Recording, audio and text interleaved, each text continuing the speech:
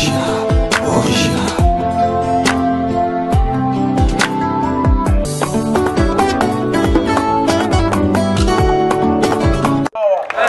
bozwa misala.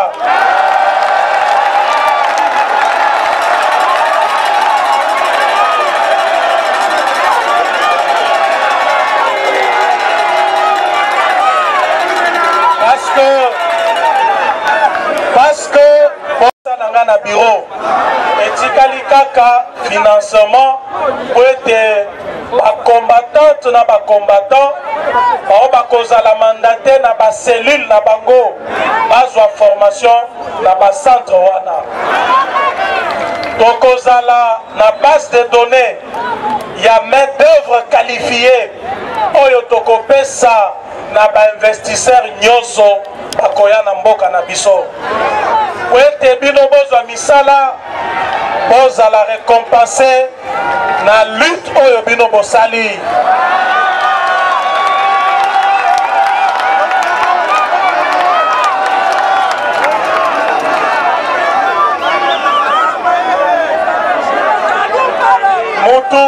mutu akosa bino te cabinet ya oyo bakozala na entreprise publique ya l'État te bakozala na ba société oyo koya parce que tolingi to industrialiser mboka na biso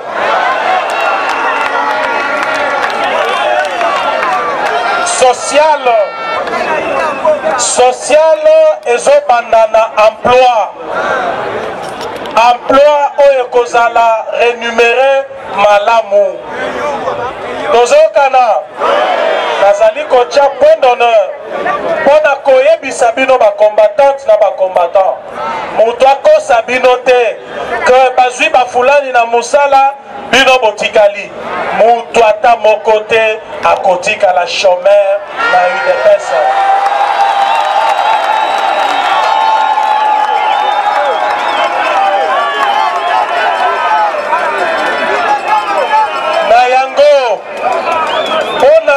Projet oyo esimba malamu nazali kosenga na ba parlementaire debout ba parlement debout et vibrer koleka liboso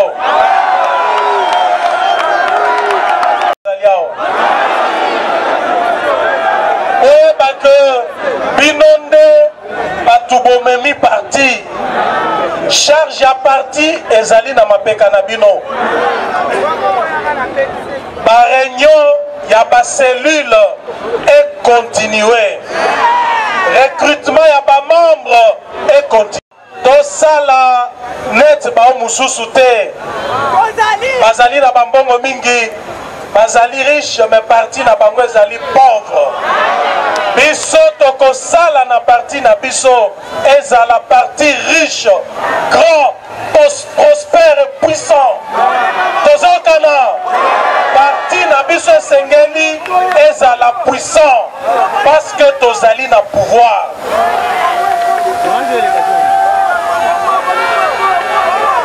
tozokana malamu mpona parti na biso ezala puissant ndenge ezalaka mikolo nyonso esengeli bacellule à l'instar ya ZANU-PF na Zimbabwe, à l'instar ya MPLA na Angola, parti na biso ekozala présent sur terrain. Question nyonso etali politique ya mboka na biso UDPS akozala liboso tokozala bouclier pe rempart mpona chef de l'État oyo nyonso akolinga koatake Faci akokuta biso totielie barrière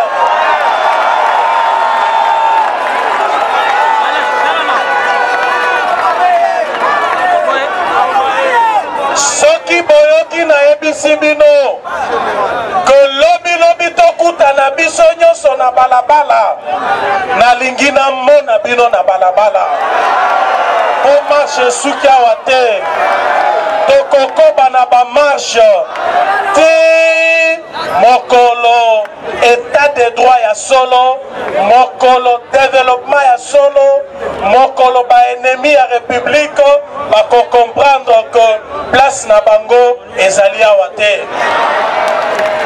Mokolo bao nyonso bazali ko préparer banzete o babengaka babato pona kotia na roue ya Félix Tshisekedi. Ako comprendre que place na bango ezali awa te.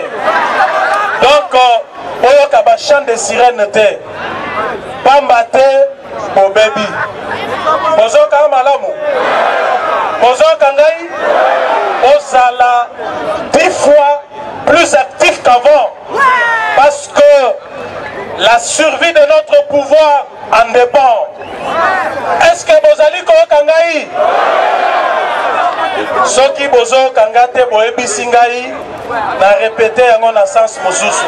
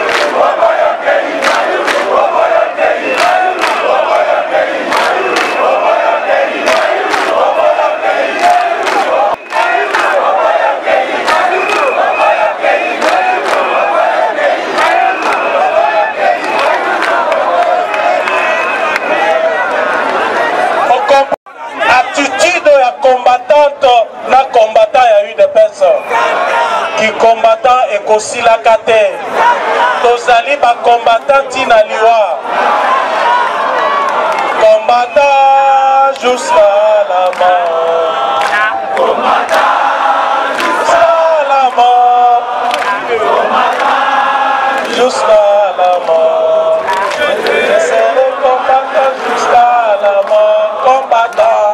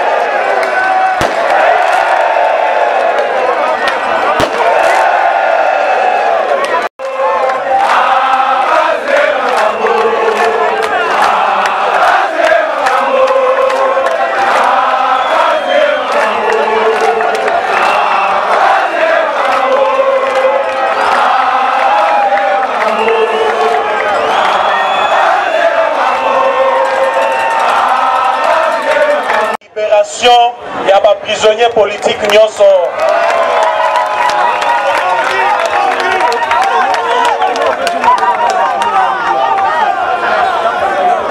Dolobi boye na règne na biso Congolais a kozala mwana eba na bango.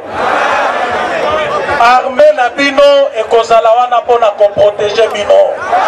Parce que bakozwa traitement ya kitoko. Bakozwa salaire ya kitoko. Ba policier bakofuta ma kitoko. Et boni yoya na ba esprit ya que na lingina déstabiliser Fachi. Lukuta.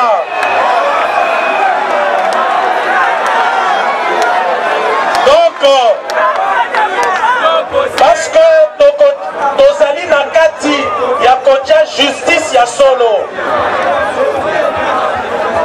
Na bakasho na biso na ba prison kaka bao babuki mibeko nde bakozala wana.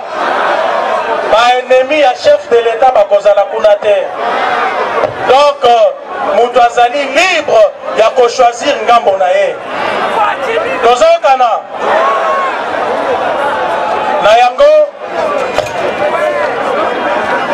tangela bino ba fondateur ya IDPS bautaki bipai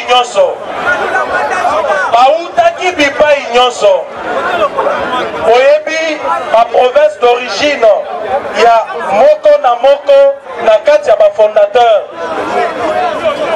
ba père fondateur na biso toyebaka tribalisme na mboka na parti na biso te na yango tokokombattre tribalisme ezali kindoki kaka ndenge olobi tribalisme ezali kofrener développement ya mboka. Un politicien qui incite au tribalisme, à des troubles ethnico-tribaux, n'a pas sa place au Congo. Parce que ezali Congo réconcilié. Na règne à Félix Tshisekedi comme chef de l'État, ba Congolais bakozala réconcilié. Bao ya Bandundu na bao ya Kasai bazali peuple moko. Bao ya Équateur na bao ya Katanga bazali peuple moko. Na yango bino base ya parti procéder na provocation te. Soki acte ya tribalisme yo ozali victime ya acte ya tribalisme ndenge mibeko epekisi yango kende na lombango o saisir la police bakanga mutu wana batia ye na boloko.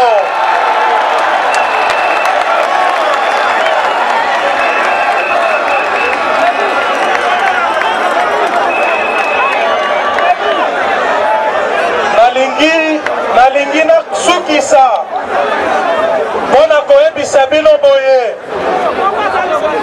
tokufi mpona état de droit toloba mpe mingi mpona instauration ya état de droit.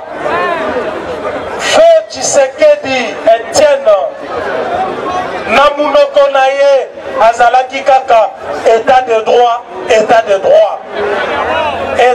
droit wana elingi koloba justice, parce que état de droit evandeli na justice. Ndenge bozali wana bozali na bakartier, soki bodécouvrir magistrat OPJ oyo azali kozwa corruption oyo azali korendre justice te, opesa kombo na ye tokosalela ye marche.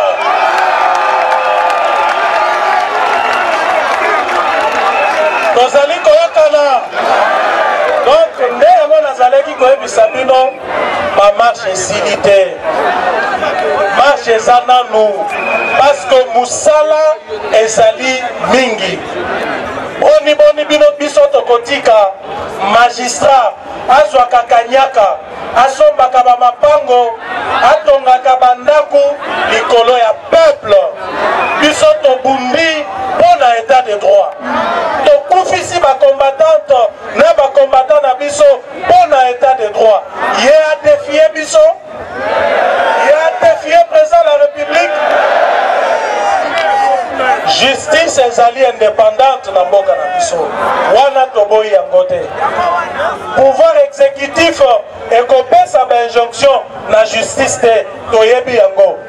Kasi soki baoyo bazali bagénéraux oyo bazalaki kokende koprotege baexpatrie oyo bazalaki komonisa bakongole pasi, makambo wana esila.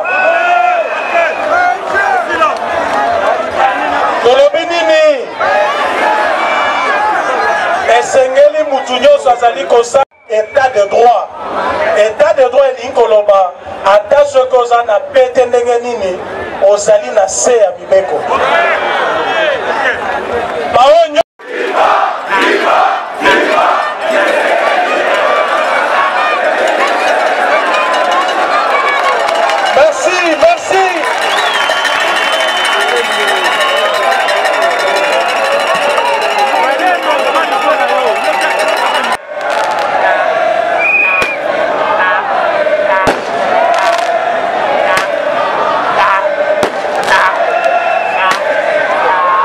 j'espère que touti kolanda maloba oyo mokonzi oyo uti koloba, j'espère que ngana koloba mingi te ntosala mwana mboka yoka son oyo bo message na chaîne oyo aloba moi analyse de muke par rapport ya mo oyo e uti koloba masiko mwana mboka bonjour.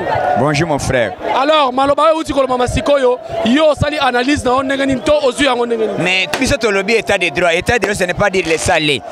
Soki yo yebi ko yibi mbongo à l'état. Place les amakala. To yebi saki ba tunyonso balingaka ko oyo kanisaki okoti na pouvoir ezamaka moyibi te. Soki ozi mbongo à l'état. Oyebi déjà qui était pouvoir na biso tozo sala charge salome te. To ko sala musala pour que tocha état de droit na démocratie sur la RDC. Et puis tozo biso na minute oyo na Congo ba congolais nyonso na combattant nyonso chômeur akozala te. Il n'y aura pas un chômeur, mutu nyonso akoza musala maloba yango wana ya mutuya oyo tozali koloka pona état de droit na démocratie. Yango ndenge na zebi sabino. Voilà mwana mboka tokolobelaka oyo bandeko ba lobawa batu na moni ba militaire pardon ba militaire ya IDPS bandeko ya IDPS bazala vraiment na posa corps ya papa et ya okoki koloba nini na bato baza awa. Oui, korezoya na lobby kore koya tozo préparer déjà to ba nani puisque ni kimbuta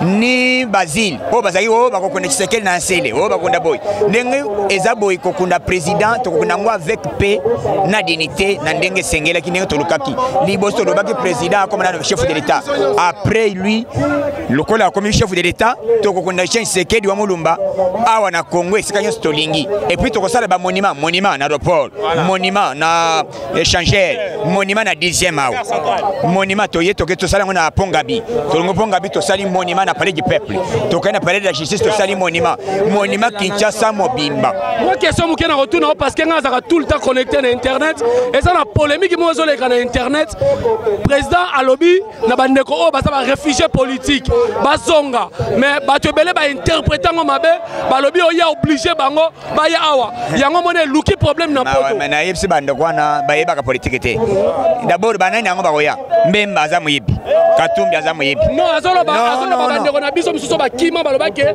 bango baza bato IDPS bazo kima pona peut-être pouvoir ya Kabila ndenge zalaki et landa bango mais bandide ya koya ba oyo bazali ko banga net syndicat dokolo ba mususu awa to sengi batu nyonso baya to sengi ezali ko plaider bango te ezali mesure de grâce ya président comme président aza président ya peuple congolais azali président wa bundaki pona état de droit alobi akoya awa asengi batu nyonso bakangaki bazonga awa donc baoyo bazonyokoma asengi baoyo bazangi ba visa y aura les moyens o bakofaciliter bango bazo ba visa bandeko na babokechu balobi ke ya imposé bokecha oya te kasi yene mpe na lobi te bokecha za bokecho te na lobi bokecho te kasi ba intoxication non écoutez na lobi bokecho azali mutu moko wa sakani na président na biso Félix Tshisekedi wana soki aye même président dimi biso tokosala marche tokose prendre la charge tokoboya yango bokecho te bokecho afingi président makasi alobi ba bêtise fort bokecho te bokecho a préparé na exil a préparé avant na libela na poto awa toboyi. Voilà, merci moi Namboka Yokason olekaka mingi pe na chaîne tokozwa lobby vraiment exclusivité to so no masolo no sote leki na miti. Merci Yokason son yei monde entier bandeko ya France ya Grande-Bretagne États-Unis partout ya Cape Town partout na Angola ba oui bazana Allemagne moi je suis là son yei donc son est vendu en désordre lelo chose dit chose faite to lobaki de peste to pouvoir to zipe pouvoir Félix Tshisekedi akobanda musala donc Yokason en désordre. Mais nanenga songi to sisi na biso pourquoi fête oyo longwe na Sainte-Thérèse bato bayeba bazo koma na Facebook balobi changu eza mabele ya lamuka bato bele ba koma na Facebook changu lamuka ngo ebandaka tenatuni Fayulu ngo bandili depuis quand c'est trop primaire moi même ngai na leki Fayulu na gaz donc nakoyi ko sala face na Fayulu te na leki donc na ko sala comparaison Fayulu ko sala na allusion na IDPS d'abord IDPS ezalaka tiango ezalaka partout IDPS to ko sala tiango c'est la base de l'IDPS soki o tietembe o vivre ngo donc awa base nyonso ezali to yawa non seulement to répondre ba bêtise ya batwana to ye pona ko fêter fête non ce n'est pas meeting méga to ye awa pona ko lakisa ko fêter to fêter na ba congolais nyonso ensemble donc yokason merci beaucoup yokason na moni pende ko nanga awa na monde entier ba koye ba kombo. Bon, moi c'est docteur Mangwaya Youssouf. Je suis coordonnateur national d'une ONG du développement, la Fondation Droit à la Vie, la FODAV. Ensuite, je suis président du parti politique IDECO, un parti qui est né dans l'UDPS. Voilà. Alors, je suis venu représenter mon parti IDECO qui est né dans l'UDPS. Donc, c'est un peu ça. Par rapport il y a jour Oyo, parce que l'émission est bilingue, papa Tomé Kapé, Baïmbo, Baolanda Biso, Bamagnola bien, tu as bien que français Zalango. Mais l'élo est à 37e anniversaire à IDPS. IDPS soit Bundi, IDPS soit Koufeni Batou. L'Ilobani n'a pas vu ça la bateau, nous surtout les lobes sont ignorés. IDPS qui a su pouvoir te pesi yango ya kopesa. Merci ndeko na motuno tuninga motuna ya malamu penza. Pona kopesa komanyola na population congolaise ete esengeli na bango baeba ete na mboka oyo ya Congo parti ezalaka moko. Parti yango kombo nango ezalaka IDPS. Soki ezana parti mosusu ezo exister, to ezana ampleur koleka IDPS, esengeli parti wana ela kisabiso historique na yango, lolenge IDPS ezana oya historique, ela kisabiso misala na ye to lite na ye, lolenge IDPS ezana oya ye. Pona ngai kozala awa nesika lelo eza sengo mingi pona ngai mokote, me pona ba Congolais nyonso ya Congo mobimba na ba bazali banda ya Congo. Tozo sepela 37e année ya IDPS o ezali parti moko ya démocratie na mboka na biso. Voilà. Merci beaucoup papa. Alors merci beaucoup tozo zope bandeko to poussa na muke na moni bana tiangu pe bazawa. Vraiment na moni de rester plus longtemps dans l'opposition, mais c'était d'abord pour essayer de laver la mentalité du peuple congolais. Parce qu'on ne pourra rien faire avec la mentalité archaïque, la mentalité des voleurs, des menteurs, non.